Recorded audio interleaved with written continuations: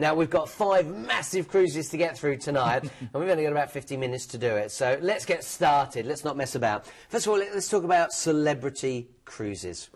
Yeah, so the Celebrity Cruise is still number 1. We're going to see some wonderful video footage now, and an amazing company.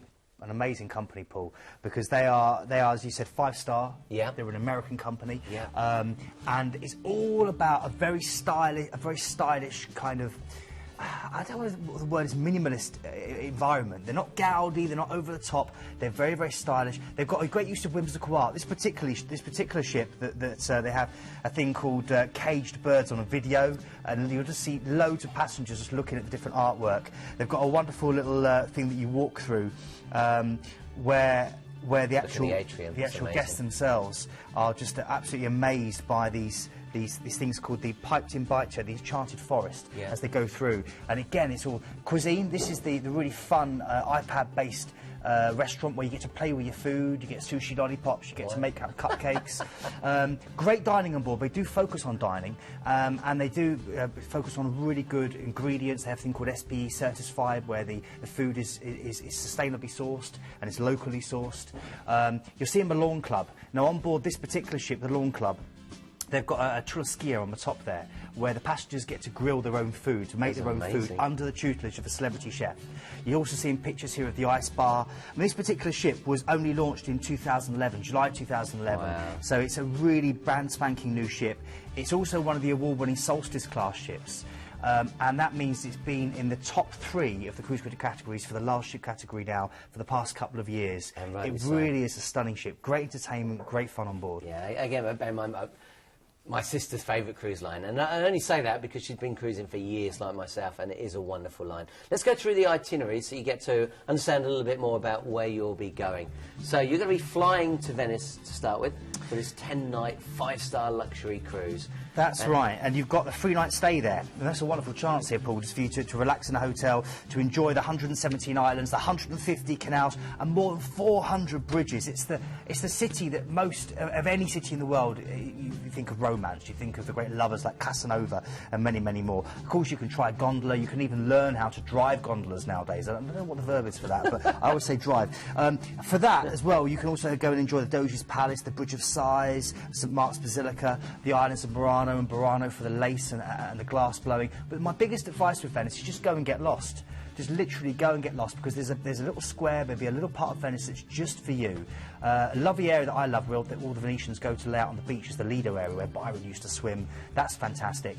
And if you get a chance, take the free shuttle going over from just outside there, St Mark's. Get the free shuttle over to the Cipriani Hotel for the best meal you'll have in Italy, full stop. Well, write that one down. And also, if you want to get right into the heart of Venice, then you've got the opportunity to get an upgrade for just £150 each. Yeah. So where do we go to next? Yeah, so we've got 7 nights cruising now. We're on board. We've got a wonderful sail out of Venice, which itself is magical, right down the Grand Canal, and then you're hitting Kotor down here on the Dalmatian coast. This is incredible. This is a tiny little republic. The sailing alone is Europe's longest and most dramatic fjord. So make sure you're out on the ship, on the decks of the ship, at least 2 hours before you arrive. When you do arrive, you'll see this wonderful ancient medieval city that's been burrowed into the side of the mountain, with these huge walls that you can walk all the way around, that will give you amazing views. Inside, it's a traffic-free zone full of cobbled streets, tiny little churches and gorgeous fountains. It's an absolute paradise that's almost untouched. Great little restaurants where you can sit and just have some food. If you're going to have the food, try the local Najuski Pruska, which is their take on Prosecco ham. Really, really, really tasty. And it's also got a fantastic maritime museum. So if you're like me, you're a big maritime buff, definitely head to the Maritime Museum here. Well, it gets even better, because then you head further south, you get down deep into the Mediterranean, you go to Santorini. Yeah. And I promise you, this is an amazing island. It's actually a volcano, isn't it? It is. It's the world's largest cauldera there, and it's filled with water now. And along the top of the cauldera, you've got all these wonderful little dinky villages, like Oya, which apparently is haunted by vampires, and Fira, where you dock. Then you can take the cable car up to Fira, or you can take the donkey up or down. Do the donkey on the way up, don't do it on the way down. They know they're getting fed, they go very fast, and you'll be hanging on for dear life. Or you can walk, it's 600 steps, and it's a great experience to do that. Try the local wine. The wine on Santorini is spectacular. It's all these wonderful blue dome churches, these wonderful sugar cube houses. You can walk from Fiera through to Oya along the corridor. It takes about 2.5 hours. It's the best thing you'll do. If you're fit enough to do it, I recommend it every time. If not, go and relax in the hot springs on Comili and soak your troubles away. A trip to Greece wouldn't be complete if you didn't get to go and see Athens. So we go to the port of Piraeus. Yeah, this is fantastic. Piraeus, of course, gives you that access to go through to see the mighty Acropolis sitting on top, to give you that wonderful chance to see the ancient 2 millennium old Parthenon. You can go and explore the Plaka, of course, with those dinky little markets and the foothills of the Acropolis, which are crammed with tavernas and that wonderful Greek food. There's wonderful Greek salads and olives and gorgeous succulent tomatoes that you could be tucking into.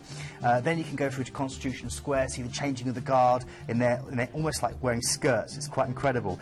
Go to the ancient Agora if you like your history and see where people like Socrates and Plato once used to declaim. And my favourite place, Anathakita, is a 19th century neighbourhood which has been carved literally into the foothills of the Acropolis by these very, very skilled craftsmen. Yeah, it's well worth getting up into Athens. It's really absolutely stunning. And then we take you to the home of the Olympics. Yeah, Kataklon. It's a sleepy little port village which is your gateway through to the birthplace of the Olympic Games, where it all began with the Greek god Zeus. And it's incredible. Also, if you just want to go out and head to Karuta Beach, that's the best beach there. It's about 10 miles long. Lots to do if you just want a beach day. And then we get you to Venice, which you've already heard about. Let's just remind you a little bit about the ship, because it is stunning, and celebrity ships are just beautiful. And you can see this is a 5-star hotel that you're looking at.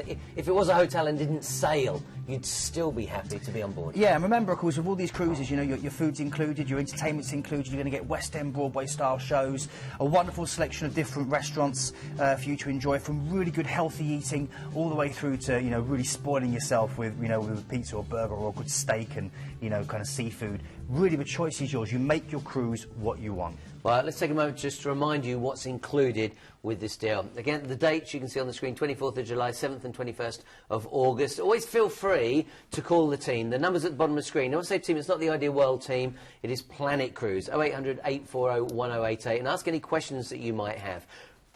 Return flights included on that, plus all your overseas transfers. We've also got, flights from Birmingham, Manchester and Newcastle. Free upgrade, this is really impressive. Free upgrade from Ocean View to balcony. Prices range from $1,099 to $1,299. And of course you've got an upgrade available for you as well to Venice Island. So let's take the opportunity right now to look at some of the tours that are available for you.